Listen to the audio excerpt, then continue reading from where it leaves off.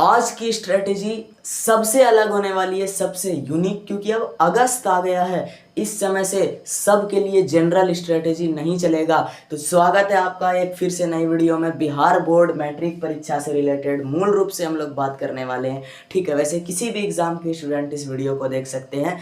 अगस्त से लेके फरवरी तक जो आपका बोर्ड एग्जाम है उसका कंप्लीट स्ट्रेटेजी वो भी चेंज होता हुआ, यानी अब हम लोग जनरल ट्रेंड से हट जाएंगे। आज की इस वीडियो से ही आपको वो चीज़ें दिखने लगेंगी, वहाँ से आप लोग टॉपर बनने का जो काम है वो शुरू कर सकते हैं। तो चलिए स्टार्ट करते हैं। सबसे पहले देखिए, अब जो बात होगा, अभी भी अगर आपका सिलेबस 0% पे अटका है तो शायद अब बहुत देर हो गई है। अब जो है जागना बहुत बहुत कठिन है।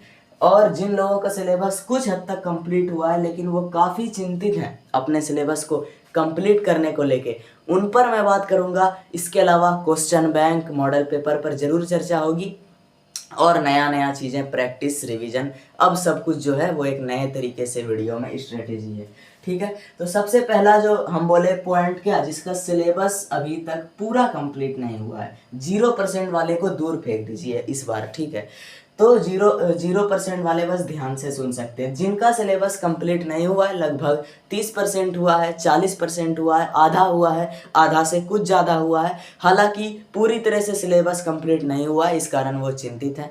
तो आपके पास जो समय है वो अभी अगस्त तक, देखिए अभी तो बहुत सारे लोगों का हुआ ही नहीं होगा सिलेबस। तो उसमें करना क्या है कि अब आपको ढीला यानी लचीला स्ट्रेटेजी नहीं अपनाना है। अब आपको अपने प्लान को पूर्ण कठोर बना देना है। यानी कि मैं एक बात बोलता हूँ, बिल्कुल ध्यान से सुनिएगा। आप अपने टारगेट पर पहुंचने से जो गिर जाते हैं, टारगेट पर पहुंचने से पहले आप ढेर हो जाते हैं, पस्त हो जाते हैं, उसका एक ही कारण होता है कि टारगेट तक पहुंचने की जो इफिशियंसी आप में है, जो आपने लक्ष्य बनाया है, वही कमज़ोर होता है, वही लचीला होता है, जो आपको कभी भी टारगेट तक पहुंचने नहीं देता। मेरे बोलने का मतलब है कि आपका लक्ष्य हमेशा इस टाइप का होता है, बिल्कुल ढीला सा, जैसे कि 2 लेक्चर करूँगा, मुश्किल से 3 लेक्चर करूँगा, 2 उधर से 1 सब्जेक्ट का लेक्चर, इधर से 1 सब्जेक्ट, शाम में ये सब्जेक्ट, चलो 4 लेक्चर या 4 स्लॉट बना लूँगा। तो इतना अगर आप लचीला रखेंगे अभी, तब तो आपका सिलेबस जो है बहुत पीछे ही रह जाएगा। तो आपको इतना कठोर बनना है। सबसे पहले तो आपको वो ये वाला स्ट्रेटेजी अपनाना पड़ेगा, मोनोटोनस वाला। ठीक है, यानी कि सिंगल सब्जेक्ट फोकस स्ट्रेटेजी। देखिए, मैं अपने एक्सपीरियंस से बता रहा हूँ, बहुत सारे लोगों को मैंने सुना है, उससे भी बता रहा हूँ। सबसे ज़्यादा अगर कोई आपको तेज़ी से अपने लक्ष्य की ओर ढकेल सकता है, बिना भटकाव के, बिना डिस्ट्रैक्शन के, अगर कोई आपको पहुंचा सकता है गोल तक, तो वो है एक सब्जेक्ट पर फोकस करना। अगर आप ये सीख लेंगे तो चीज़ें आसान हो जाएगी। जैसे कि अगर आप इस तरीके का स्ट्रेटेजी बनाते हैं कि 2 लेक्चर फिजिक्स का, मान लो 1 लेक्चर हिस्ट्री का, 1 लेक्चर पॉलिटी का, 2 लेक्चर केमिस्ट्री का, शाम में मैथ भी कर लेंगे, तो इस तरह से आप जो है बहुत अलग अलग मार्ग पे चलने लगेंगे, जिस कारण से अभी आप उसको सहन ही नहीं कर पाएंगे और अंततः यही होगा कि आप अपने टारगेट तक पहुंचने से पहले ही आप जो है डिमोटिवेट होकर पस्त हो जाएंगे, आपका काम तमाम, कुछ नहीं कर पाएंगे। लेकिन वहीं अगर आप एक परफेक्ट लक्ष्य बनाते हैं कि यदि मेरा केमिस्ट्री समाप्त नहीं हो रहा, यदि मेरा केमिस्ट्री मेरा कमजोरी है, तो केमिस्ट्री में कितना चैप्टर है भाई? 6 चैप्टर है। 6 चैप्टर है, आपको कितने दिन में करना है? 3 दिन में, मैक्सिमम 4 दिन का टारगेट बनाओ। लो भाई, 4 दिन का, उसमें कुछ ना कुछ तो हुआ ही होगा कंप्लीट। 4 दिन में बचा हुआ पूरा पोर्शन कंप्लीट करना है। मैंने बहुत ज़्यादा बोल दिया। कैसे? मिनिमम 1 दिन में, अभी आपको मेरी बातें लग रही होंगी ये मैं बोल क्या रहा हूं, जब मैं बोलूंगा मिनिमम 1 दिन में 10 लेक्चर का टारगेट बनाओ, एक सब्जेक्ट 10 लेक्चर नोट्स के साथ। अब बोलोगे ये कैसे पॉसिबल है?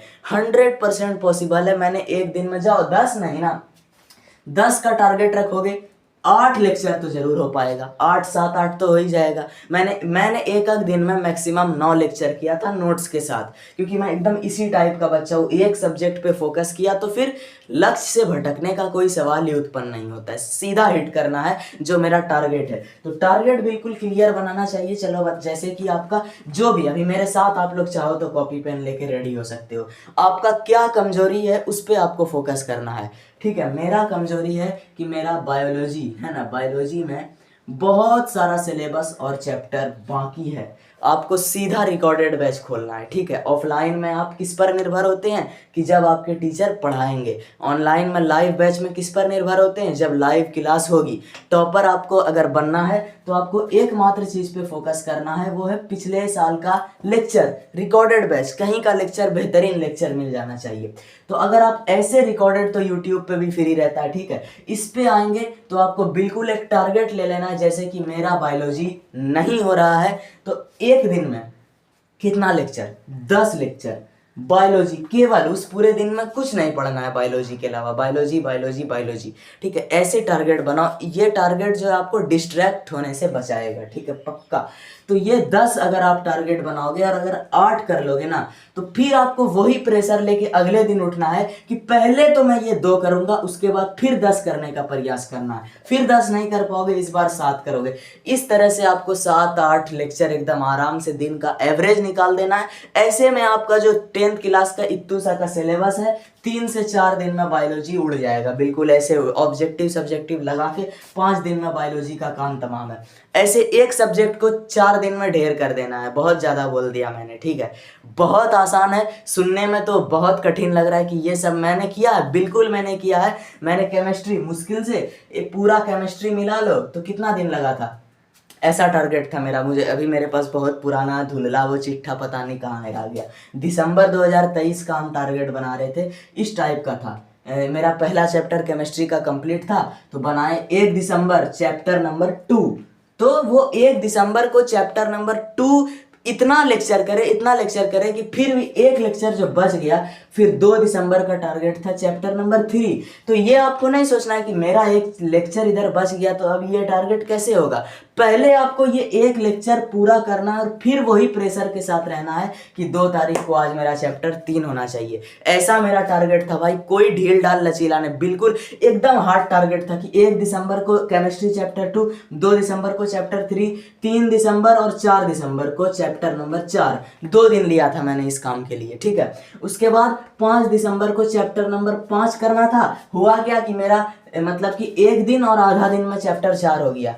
तो हम उसी चौथे दिन ही चैप्टर 5 भी कर लिए। देखिए ये तो क्या है, पीरियोडिक टेबल, एकदम छोटा सा चैप्टर है। मुश्किल से पीरियोडिक टेबल आपका सही से ना खूब डीप भी पढ़िएगा तो 4 लेक्चर में उड़ जाएगा। 10th के लेवल की बात कर रहा हूँ। बाकी 11 में पूरा चैप्टर रखा है एक ब्लॉक के लिए, ठीक है। तो ये 4 या 5 लेक्चर मैक्सिमम होता है किसके लिए, चैप्टर 5 के लिए। तो ये मैंने चौथे दिन तक में लगभग 4 दिन में केमिस्ट्री पूरा लगभग हो गया था 90%। बाद में चैप्टर 6 कर लिया। चैप्टर 6 तो केमिस्ट्री से एक अलग पार्ट है। भले ही आपको ये रेफरेंस बुक और प्राइवेट बुक के चक्कर में ऐसा लगता है कि जो ऊर्जा के स्रोत हैं या जो प्राकृतिक संसाधनों का प्रबंधन है या जो हमारा पर्यावरण है, ये सब फिजिक्स केमिस्ट्री बायोलॉजी के पार्ट है, बट उन्हें डाल जरूर दिया गया है। लेकिन अगर आप एनसीईआरटी देखेंगे तो वो एनसीईआरटी में एक अंतिम में आखिरी पोर्शन में दिया हुआ है चैप्टर नंबर 14, 15 और 16 संभवतः ऐसा दिया हुआ है, क्योंकि ये जो है प्राकृतिक विज्ञान के पार्ट है, ना कि आपका भौतिक शास्त्र, रसायन शास्त्र या जीव विज्ञान का पार्ट है। तो इस तरीके से आपको बेहद हार्ड टारगेट बनाना है। चलिए अब मैं नेक्स्ट बात करता हूँ। सिलेबस हो गया, चलिए अगला पॉइंट जानते हैं। रिविजन से रिलेटेड आपका मैटर है, ठीक है, रिविजन उस पर भी आते हैं। आज तो बहुत यूनिक स्ट्रेटेजी मैं शेयर करने जा रहा हूँ, ठीक है। सबसे पहली चीज मैं बात करूँ, अगर आपका अगस्त तक सिलेबस 100% कंप्लीट नहीं हुआ है, चाहे आप कैसे भी बच्चे हैं, 95% का है ना सिलेबस कंप्लीट हो गया, टॉपर क्यों नहीं है, ऐसा नहीं कि आपका 50% क्यों ना हुआ, कुछ भी हो जाए, आपका कम से कम अगस्त तक, तो मेरे भाई भलाई के लिए बोल रहा हूँ, यही टारगेट रखो कि किसी तरह 10 लेक्चर या कुछ भी करके किसी तरह आपको 100% सिलेबस करना है।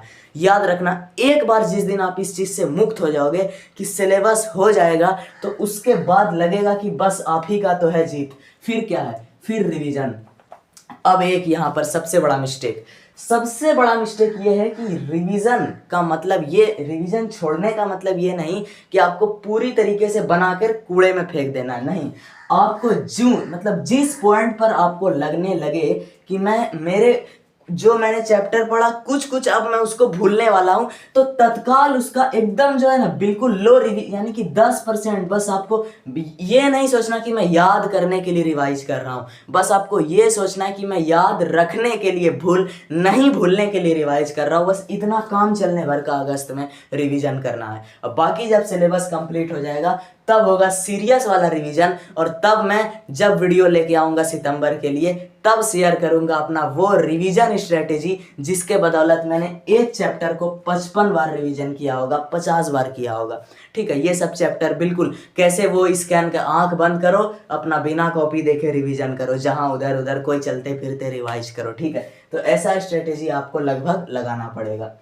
पहले आपको सिलेबस पर जानना है, उसके बाद रिवीजन वाली स्ट्रेटेजी। अभी के लिए बस इतना ही मैंने बोला कि याद करने के लिए नहीं बल्कि याद रखने के लिए, मतलब जो आप भूल रहे हो वो भूलो ना, बस इस बात के लिए इतना भर का आपको हल्का फुल्का रिवीजन कर लेना है। ठीक है, नेक्स्ट मैं बात करता हूँ पीवाईक्यू लगाना चाहिए या नहीं। देखो मैथ पर ही मैं आ जाता हूँ। पीवाईक्यू आपको लगाना चाहिए, अभी अगस्त का महीना है, हाँ बिल्कुल लगाना चाहिए। प्रीवियस ईयर क्वेश्चन एक ऐसा चीज है जो आपको दो तरीके से मेहनत करेगा। आपको इसमें जो है डबल स्ट्रेटेजी लगाना पड़ेगा। पहला स्ट्रेटेजी कि पीवाईक्यू आप जब भी बनाओ कभी भी रफ प्रैक्टिस मत कर लो कि अरे यार कोई रफ कॉपी में प्रैक्टिस करते हैं, रफ नहीं करना है आपको। आपको क्या करना है, हमेशा जो है टॉपर की फॉर्मेट पे पीवाईक्यू प्रैक्टिस करना है। इससे क्या होगा, इससे आपका जो आंसर राइटिंग वाला पार्ट है ना, आंसर राइटिंग वाला पार्ट ये ऑटोमेटिक क्लियर हो जाएगा। साथ ही साथ आप बिहार बोर्ड के ट्रेंड को भी समझने लगेंगे।